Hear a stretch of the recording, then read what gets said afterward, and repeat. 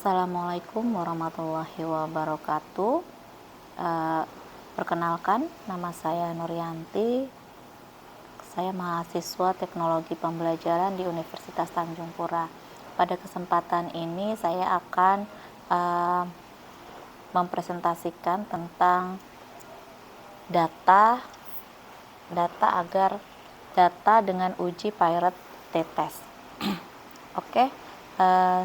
Sebelumnya di sini saya sudah mencantumkan judul dari data yang akan saya analisis adalah pengaruh media interaktif dalam meningkatkan hasil belajar siswa pada pembelajaran fisika materi rangkaian listrik RLC di kelas 12. Rumusan masalah yang saya ambil adalah bagaimana pengaruh penggunaan media interaktif dalam pembelajaran fisika materi rangkaian listrik RLC di kelas 12.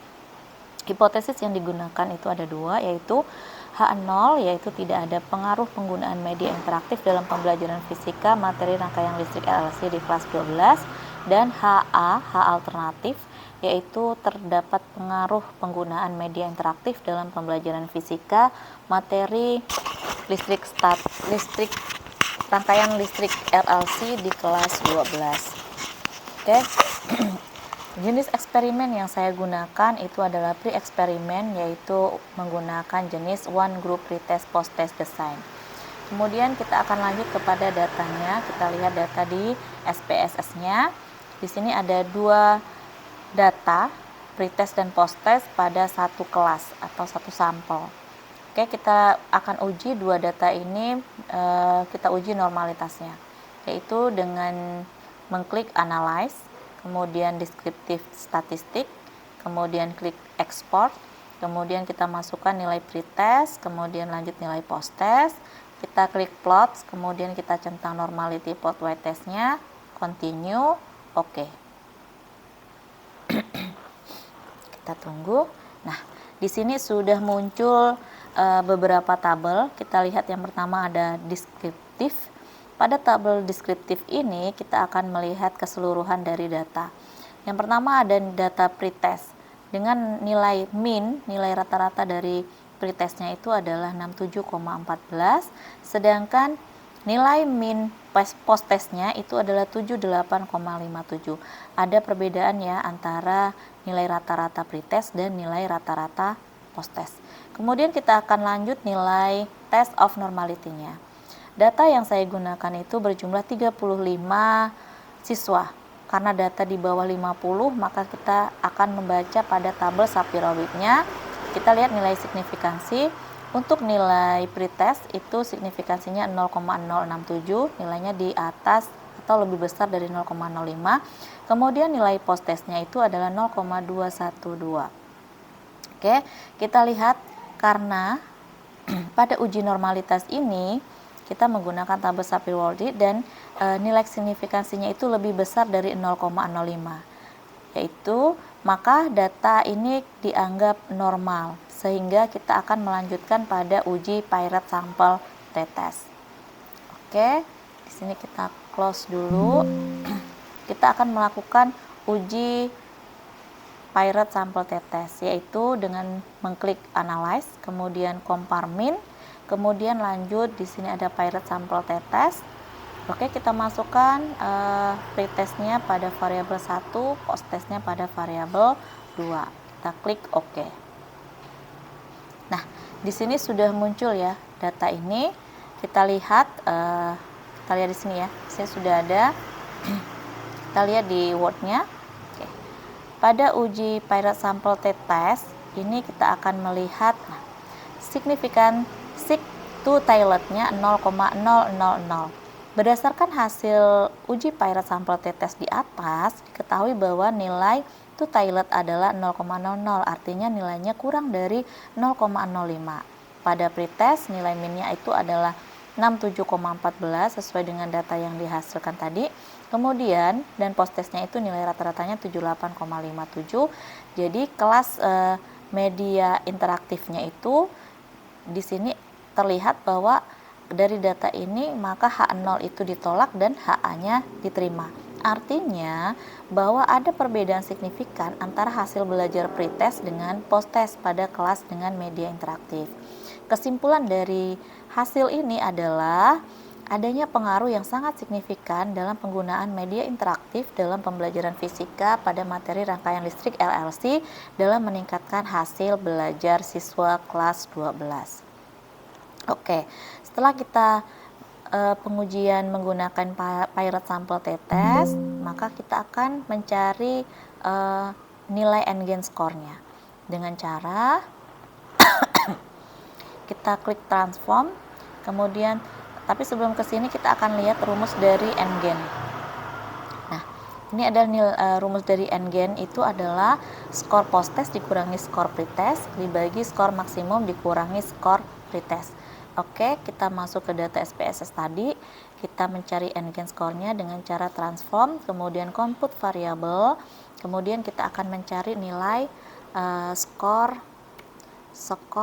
post-test kurang pretest. Yaitu post-test di sini kita bawa ke numeric expression-nya, kemudian dikurangi dengan nilai pretest-nya. Oke, kita klik OK, execute. Oke, execute berarti sudah berhasil. Kita lanjut. Nah, kita lihat di sini sudah ada ya. Kita rubah variabel desimalnya menjadi 0. Nah, kita lihat di sini skor post-test dikurangi pretest. Kita cek secara manual, post-testnya 75 dikurangi 65, 10, 85 dikurangi 70, 15. Oke, benar ya. Kemudian kita akan lanjut, rumus berikutnya itu adalah skor maksimum dikurangi skor pretest. Skor maksimum kita lihat dari nilai post-test. Nilai post-test ini terbesar itu adalah 100.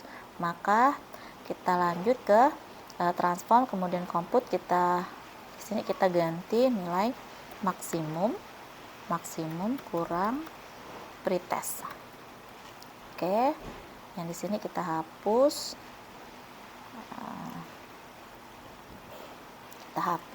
Nilai maksimumnya tadi 100 ya, kemudian dikurangi dengan nilai pretestnya. Oke, kemudian kita klik OK. Execute. Oke, sudah execute, berarti sudah berhasil. Kita lanjut. Nah, kita lihat, kita ganti dulu desimalnya menjadi 0. Oke, sudah dapat. Kita lihat lagi, rumus berikutnya itu adalah berarti mencari n-gain. N-gain itu adalah skor post-test kurangi pretest dibagi skor maksimum dikurangi skor pretest. Kita kembali ke data SPSS, kita lanjut ke transform, kemudian compute variabel. Kemudian di sini adalah skor, kita ganti skor n-gain. Nilai n-gain skornya, n-gain skor kita hapus pada kolom numeric expression-nya, kita ganti itu adalah nilai tadi skor post kurang pre dibagi maksimum kurang pre.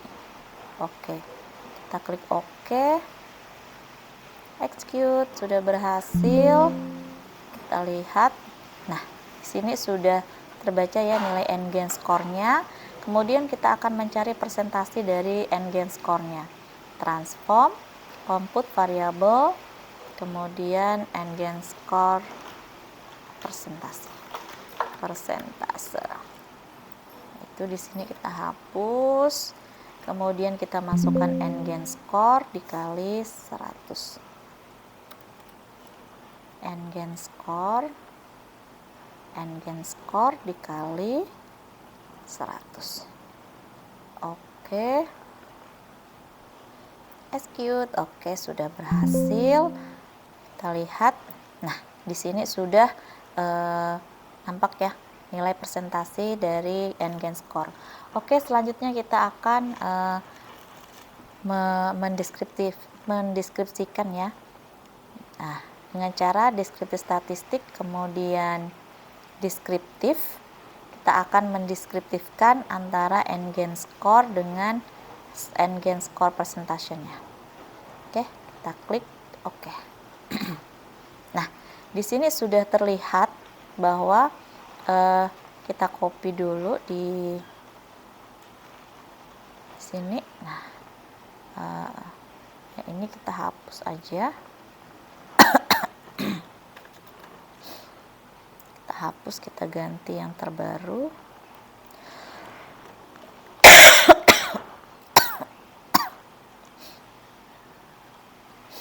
Kita ganti yang terbaru.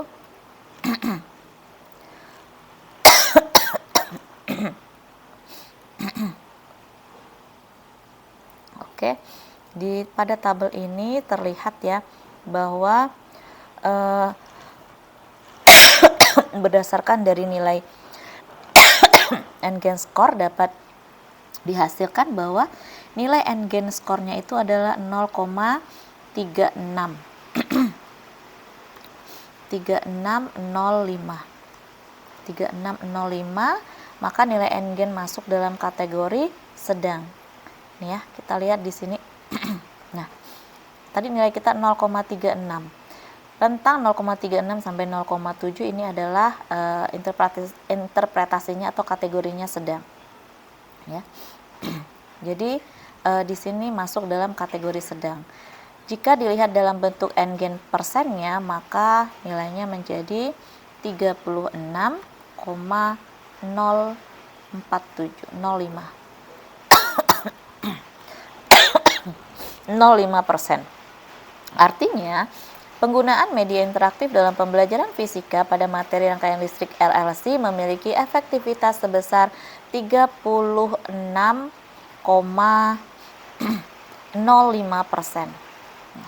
0,5% dalam meningkatkan hasil belajar fisika kelas 12.